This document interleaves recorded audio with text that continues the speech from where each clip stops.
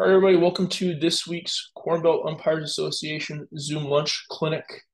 My name is Jake Samp. I'm joined with Jason Vaith, and we are going to talk a little bit about some tips and tricks for an effective plate meeting. Now, the plate meeting is where you're able to set the tone for the game.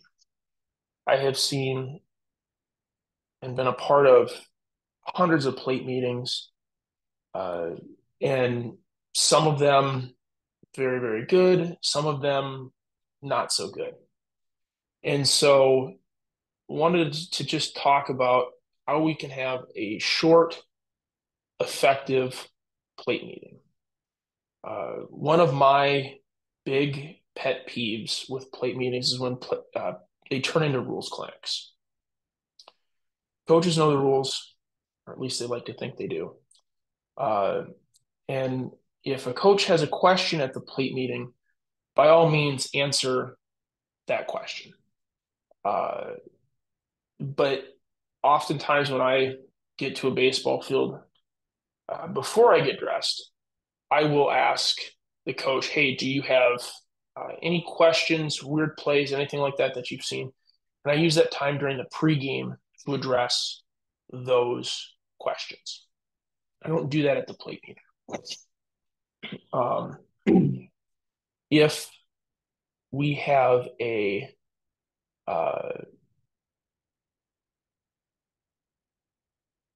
sorry, Sennheiser just texted me. Jason Sennheiser will not be here. Um, so don't let the plate meeting turn into a rule session. Uh, keep them short, keep them sweet. Start off with shake hands, introduce yourselves. I've talked to some guys. They say let other people or let the coaches start the plate meeting. Hi, my name is so and so. That's a really good way for you to gauge uh, who, or it's a really good time of the year. Oh, jeepers.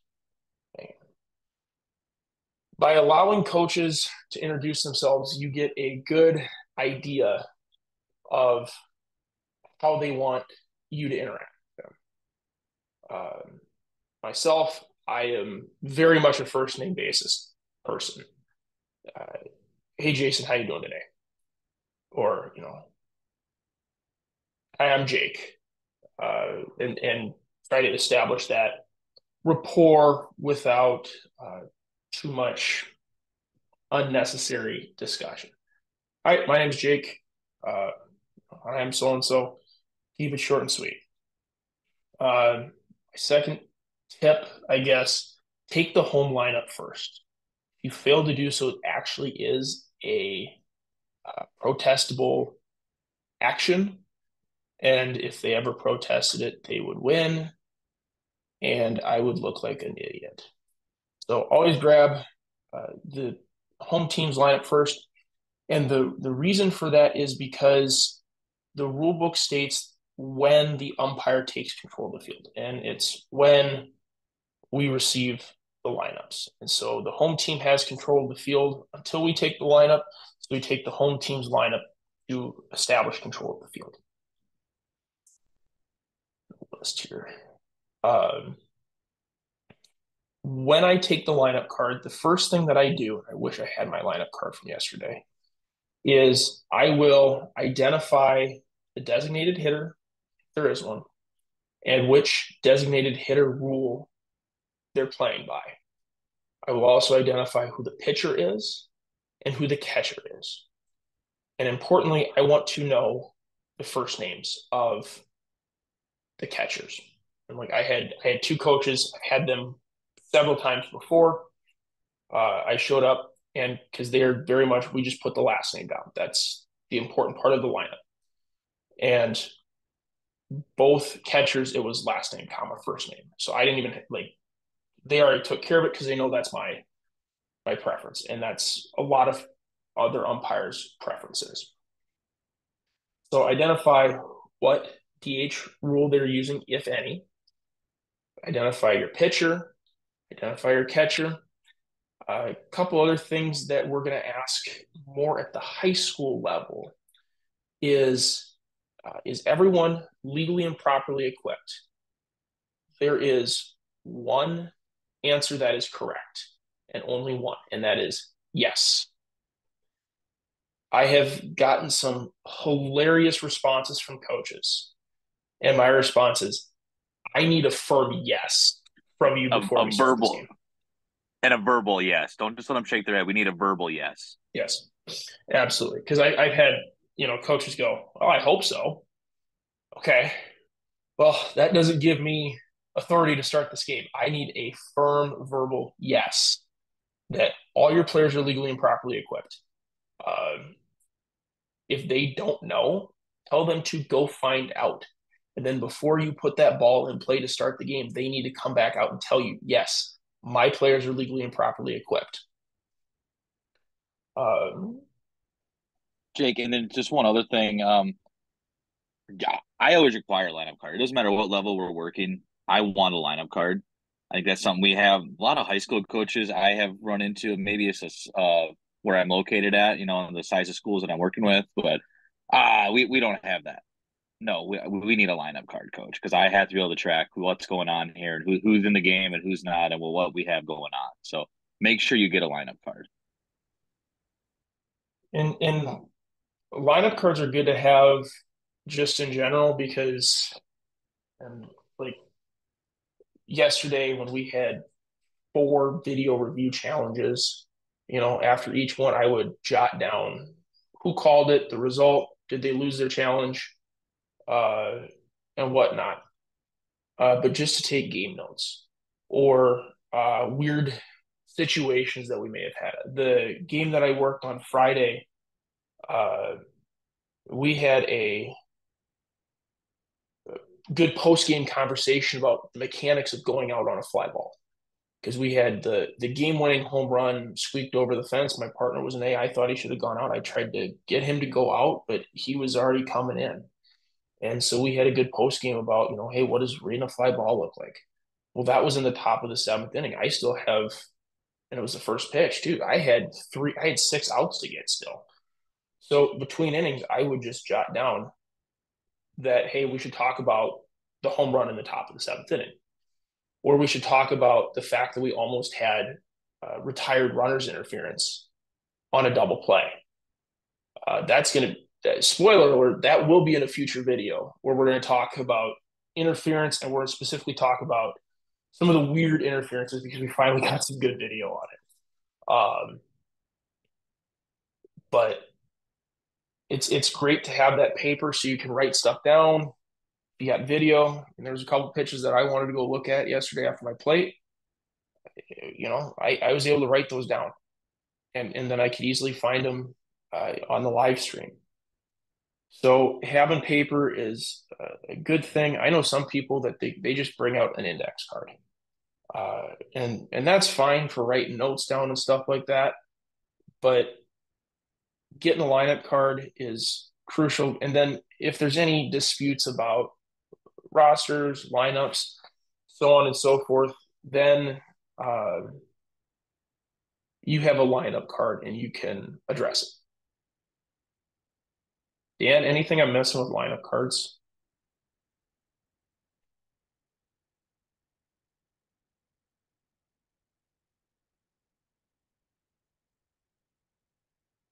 Hearing the esteemed count. Oh, Are you yelling at me? yeah, No, I got nothing. I'm trying to juggle 15 things. Carry on. I assumed as much. I got you. So after we get through the lineup cards, verify that everybody's legally and properly equipped, so on and so forth. Uh, have the home coach take you around the ballpark. And I don't care if it's a ballpark that everybody's been to 15 million times. Uh, you mean even in Major League Baseball, where you could literally find the ground rules posted online, they still, day one of the series, go over all the ground rules. You only need to do that during the first game of a doubleheader.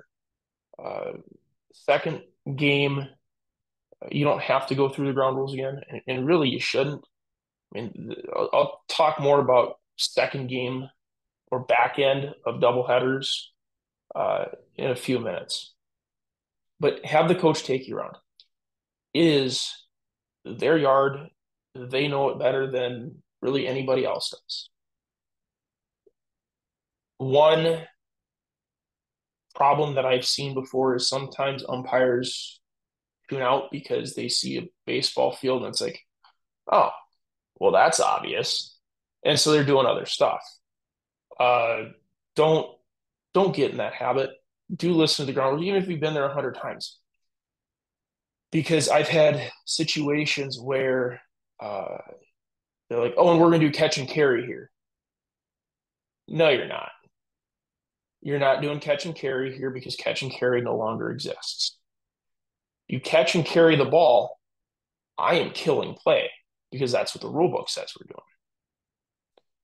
So do listen to the ground rules to ensure that they are in compliance with the rules. There is a rule that states that ground rules cannot conflict with the rule book.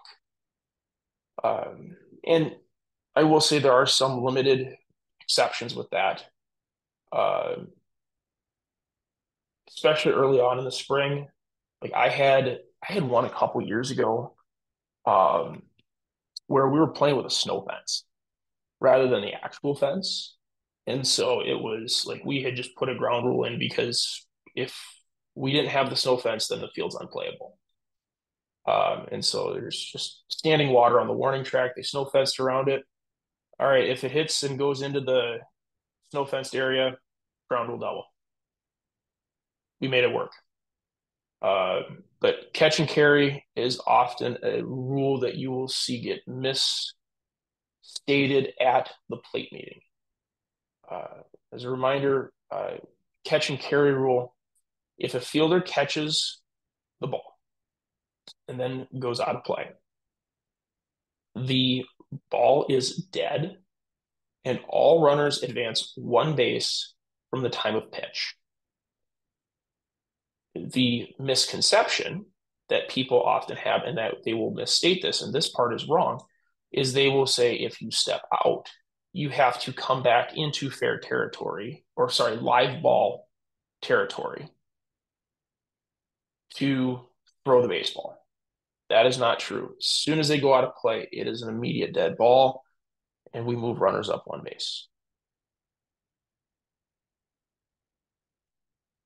Okay, Mr. Co-host, am I missing anything on this? Nope. All sounds good to me. Fantastic.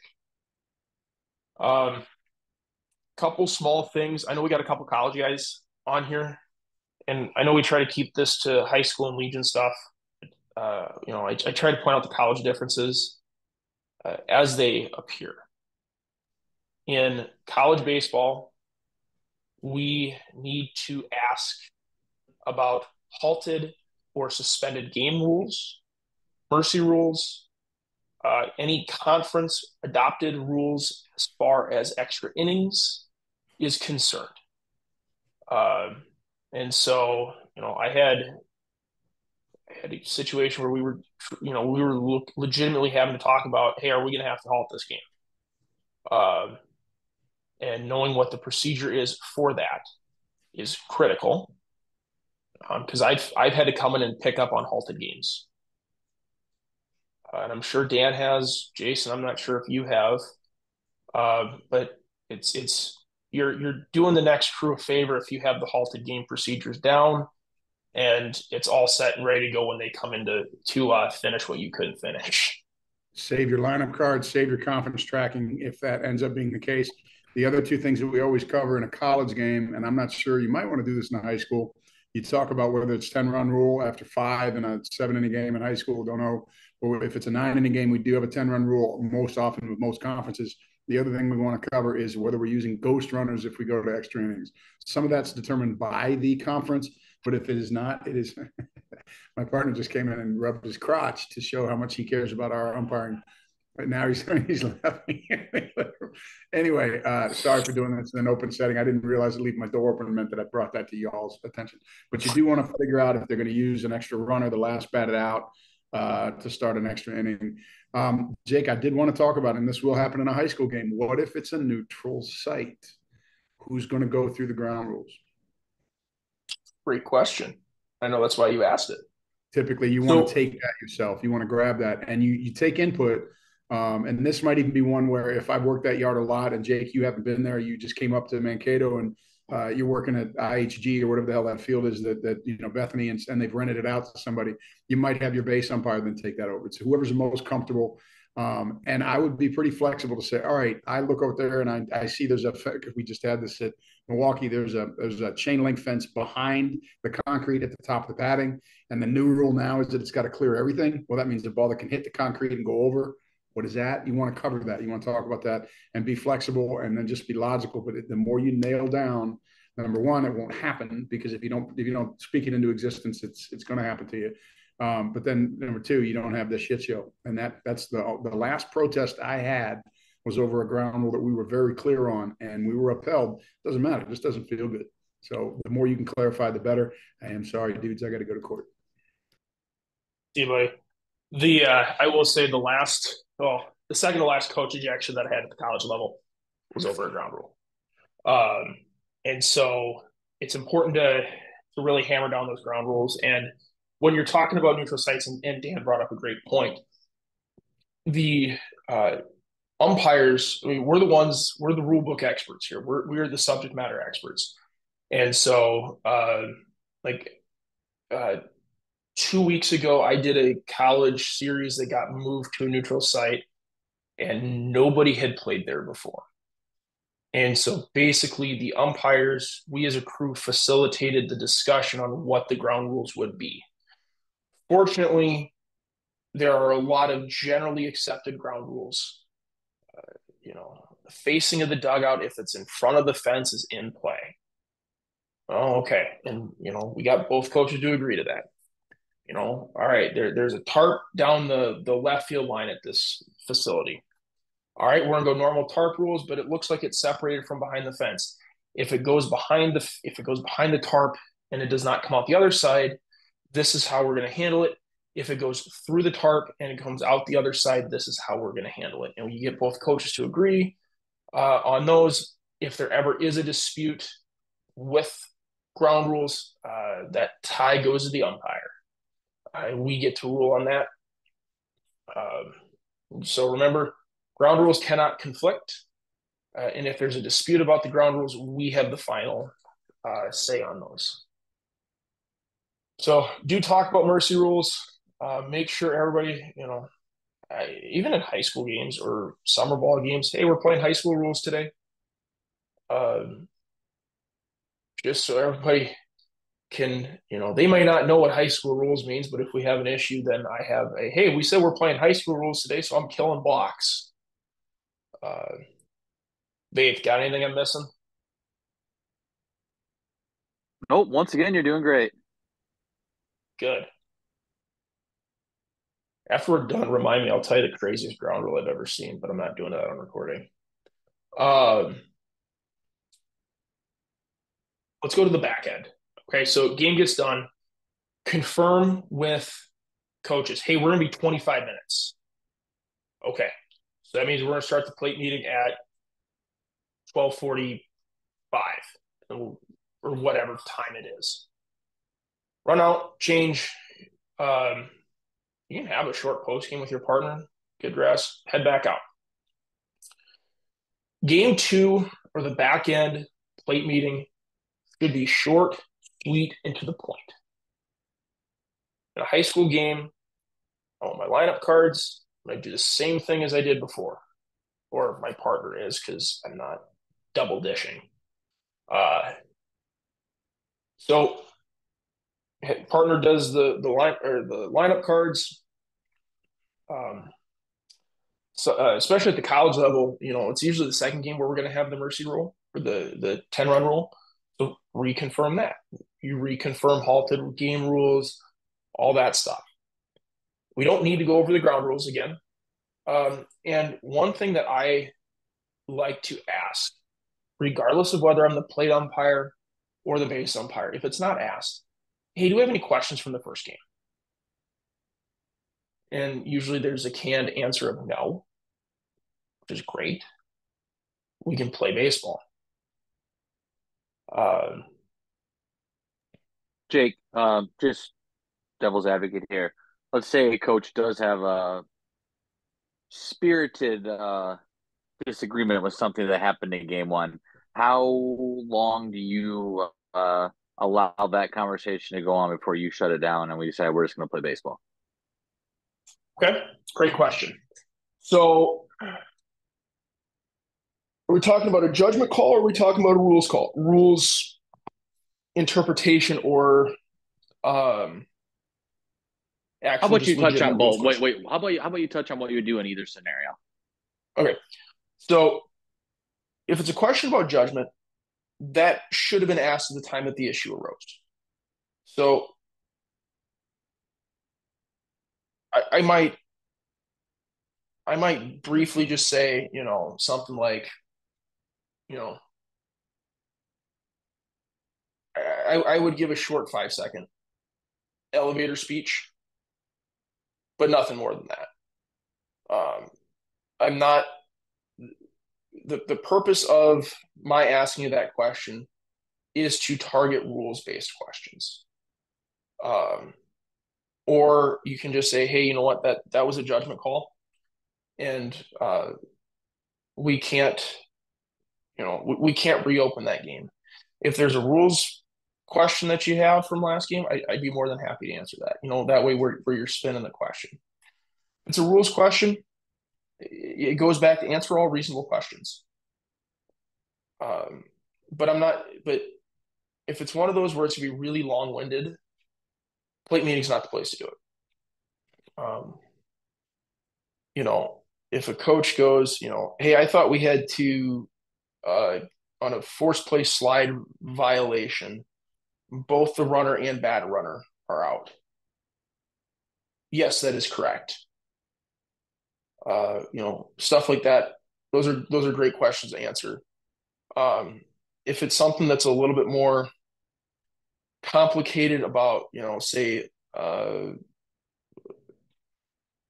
want to use legal pitching position, but high school makes that so hard because they don't allow the hybrid and it's just a lockdown version of baseball.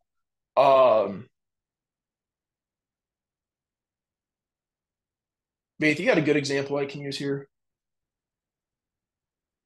for high school? I just thinking more so. I mean, from a judgment standpoint, you're talking about judgment call or an actual rules call, Rules. Like, I'm not gonna. If I got to spend more than 10 seconds discussing a judgment call, I'm not doing it. right? I'm just gonna No. say it was a judgment call. We're not reopening that. I mean, I mean, because I obviously this is one that I tend to get more so than others because I don't know why I just do. I think of I've had coaches ask me about a battery interference call that I've had, Mhm. from the previous game. Like, coach, I had him, hindering or impeding the catcher's ability to throw that baseball. That's why. Where's he supposed to go, Jason? That pitch was a foot outside. He's got to try to hit that. Okay, he can try to hit that. That's fine, but he cannot hinder or impede the catcher's ability to throw that baseball. That's why we have it. So that's why. Yeah, I'd be careful with the judgment stuff. I mean, okay. Hey, what's the rule on batters interference? Like, can you quick explain to me the rule? Sure. But when you start getting into the weeds of, well, what's he supposed to do and all that stuff, coach, by rule, he can't impede, hinder, or obstruct the catcher's ability to Yep. make the throw to retire the runner. Yep. And then the conversation's over at that point. Right. And if they want to keep going, coach, conversation's done. Yep.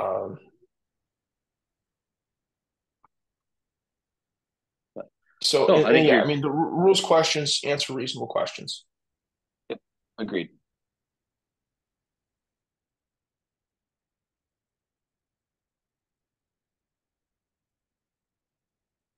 For not having a PowerPoint today, you were pretty efficient. Vaith, anything else I'm missing?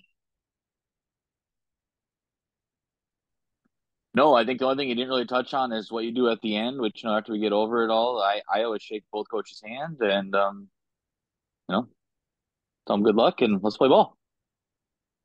Yeah, shake hands at the end of each plate meeting. Uh, be be cordial about it. It's the plate meeting is a great way to set the tone for the game. Um, and use it as such. A good plate meeting says, I'm in control of this game. It establishes a um, it establishes a presence and a poise that may not be automatically apparent just by walking on the field. It should, but not always. Um, and so And just, I like to keep my I'd plate say meetings short and sweet. Yeah. I do too, and like you said, Jay, and I was just gonna add in, just be confident in yourself out there when you show up. I mean, coaches are assessing you based on how you're conducting this plate meeting. If you're unsure of yourself and kind of allowing yourself to be pushed around a little bit by the coaches, letting them kind of dictate the conversation, that's where you can get yourself in some trouble. I would say, like Jake said, you take control of the meeting. You can be very very cordial. It's still we're not out there being a jerk by any means. We're just all right.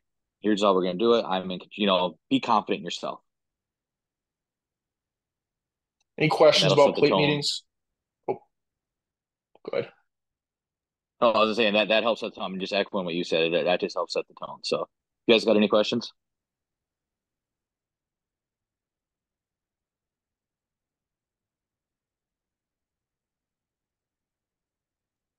Always have a lineup card holder for the lineup. That's the other thing I was gonna say. I just something I take back from some of the conversations with some guys working high school games. They don't carry one. Carry a lineup card holder. They're pretty inexpensive, and it's a really good tool to have. It looks professional. It's a lot better than just crumpling up the lineup cards and uh, sticking them in your pocket. Yep. Have a good one, Brad. Where are you working at? I don't know if he's already jumped off or not. Over at DWU today with Thayer. Fantastic. Go have fun. Yeah, planning on it. Should be a good day. Sweet. Have a good one.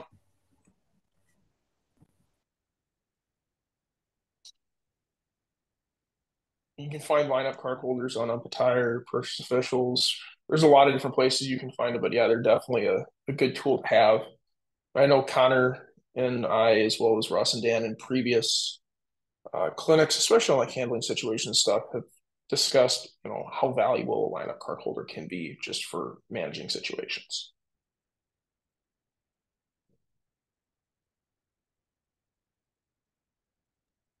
And like I said, and the opposite of it just looked good. The third member of our crew yesterday forgot his index card, so he just had a blank one. But whenever anything was going on, he'd stop down and pretend that he was jotting stuff down. It still gives the image that we're professional and know what we're doing out there. Just it looks good, lends credibility to what we're doing out on the field.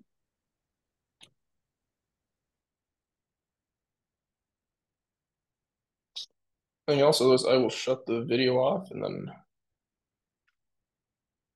All right. I'm gonna shut the video off or recording off, I should say, and we're done. And we'll see you guys next week.